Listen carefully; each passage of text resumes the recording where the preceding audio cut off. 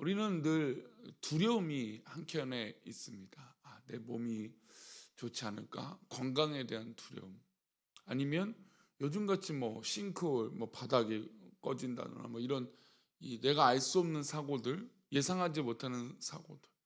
또 엊그저께는 또 산불이 났다고 하는데 그 산불이 어디서 났는지, 그러니까 보통 이게 사람이 다니는 탐방로나 이렇게 있으면 사람들이 담배째라든지 아니면 실수로 불을 놨다든지 이래서 이런 사고들 하는데, 그런 길이 아닌 곳에서 이 발화점, 즉 이 불이 시작된 곳을 이해할 수 없다, 해서 특정할 수 없다라는 이유 때문에 또 이렇게 두려움이 또 있습니다. 사람은 살다 보면 여러 가지 두려움들이 분명히 있죠. 마땅히 두려워할 것이 또 있기도 합니다. 우리가 자연을 보면 또 두렵죠. 성난 파도가 치면 정말 두렵습니다. 가볍게 여기다가 큰일 나죠. 그리고 또 누구나 두려워할 것은 역사에 대해서 두려움이 있어야 돼요. 지금은 우리가 역사에 대해서 느껴지지 못하지만 결국 시간이 지나면 그 역사의 날카로운 잣대에 분명히 평가를 받을 거라는 것이죠. 크게는 이 나라 이 민족의 역사의 기록들, 또 작게는 내 삶의 기록들, 또 더 나아가 우리가 믿음의 삶을 살고 있으니 이 신앙 공동체 안에서 있을 우리들의 신앙의 역사들이 분명히 있다라는 겁니다. 그 역사들은 분명히 나를 평가할 것이고 우리의 신앙의 모습들을 바라보게 될 것입니다.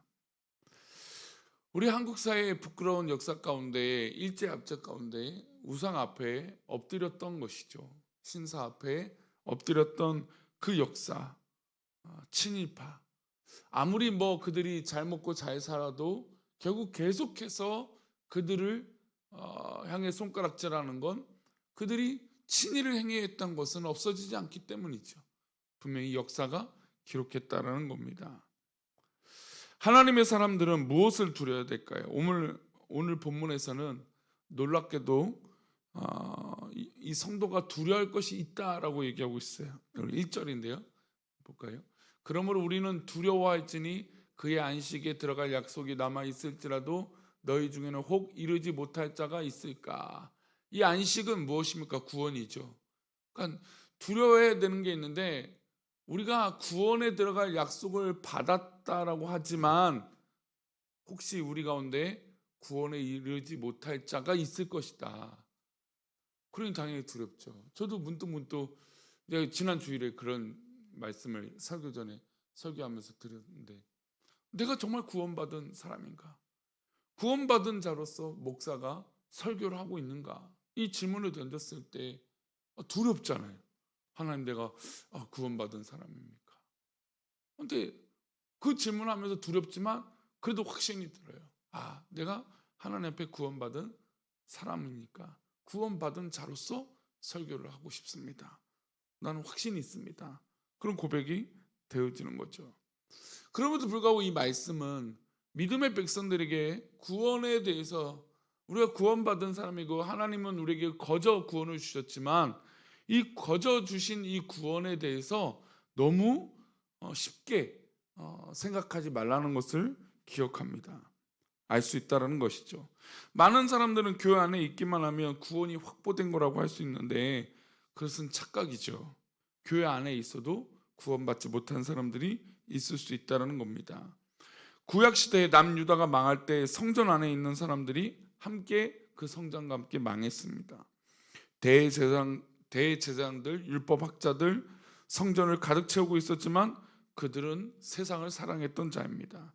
하나님은 말씀 앞에 서 있지 않는 자들을 성전과 함께 망하게 하시고 바벨론 포로가 되게 하셨습니다.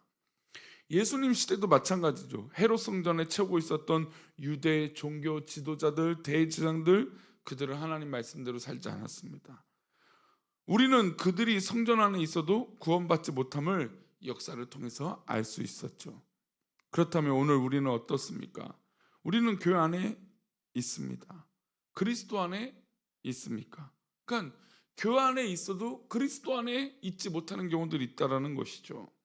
요즘은 교회에서 구원의 문제를 말하기가 참 두렵습니다. 왜냐하면 누가 봐도 저 사람이 구원받은 사람일까 걱정되는 사람들이 있어요. 근데 구원에 대해서 얘기하면 어떻습니까? 불편하거든요. 염려가 되거든요. 어쩌다 보니 교회에 왔고 어쩌다 보니 직분을 받았고 아무도 구원 문제에 대해서 이야기하지 않으니 그냥 나는 이렇게 신앙생활하고 교회에 있으면 구원받는 줄 압니다. 그러나 그 구원의 문제는 남이 해결해 줄 수 없죠. 내가 하나님 앞에 믿음으로 고백하고 믿음으로 주님이 나를 위하여 십자가의 지심을 고백하고 그 십자가의 은혜가 나의 은혜라고 고백하는 것, 이 은혜의 고백들이 우리의 신앙의 고백 가운데 분명히 있어야 되는 것이죠.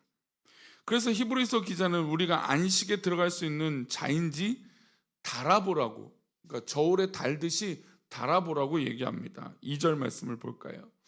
그들과 같이 우리도 복음 전함을 받은 자이나 들은 바 그 말씀이 그들에게 유익하지 못한 것은 듣는 자가 믿음과 결부시키지 아니함이라. 제가 설교를 전할 때 참 두려움이 있어요. 물론 저도 마찬가지죠. 이 말씀과 내가 결부되어 있는가? 내가 이 말씀과 정말 함께 살고 있는가? 스스로 돌아보죠.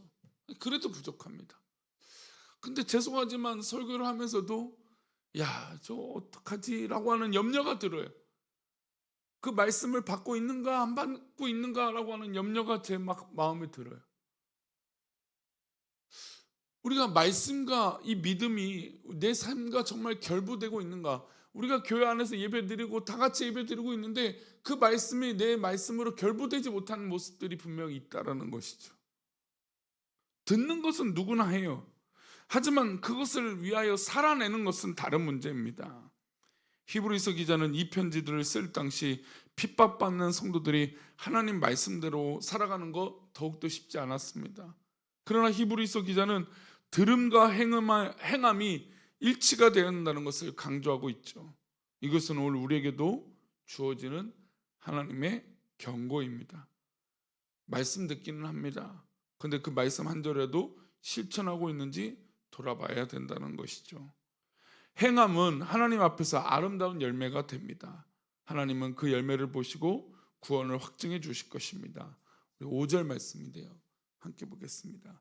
또 다시 거기에 그들이 내 안식에 들어오지 못하리라 하였으니, 어떤 부류의 사람들은 안식에 들어오지 못할 것이라고 말씀합니다. 이런 말씀을 읽으면 가슴이 철렁 내려앉습니다.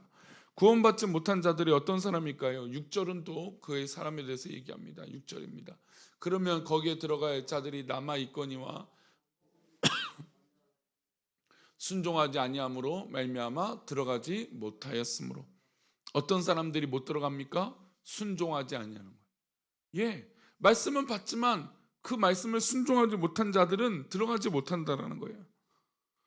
신앙의 생활을 하는 것처럼 보이지만 진짜 신앙의 삶을 살지 않고 있는 모습들, 말씀을 듣는 것 같지만 순종하지 못하는 것을 누가 알고 계실까요? 우리 하나님은 알고 계시죠. 복음을 먼저 받은 자가 누구였습니까? 이스라엘 역사 가운데 출애굽한 백성들 아닙니까? 모두 다 출애굽을 했습니다. 그러나 하나님 말씀에 순종하지 못하는 자들은 결국 가나안 땅에 들어가지 못하고 그 광야에서 모두 죽음을 맞이했습니다. 12명의 정탐꾼이 정탐하고 났을 때 10명이 악평을 했습니다. 못 간다. 우리 다 죽는다. 우리는 메뚜기 같은 존재들이다. 그 말에 현혹돼서 하나님 말씀을 잃어버렸던 그 말에 동조했던 이스라엘 백성들은 다 어떻게 됐습니까? 광야에서 다 죽음을 본 거죠.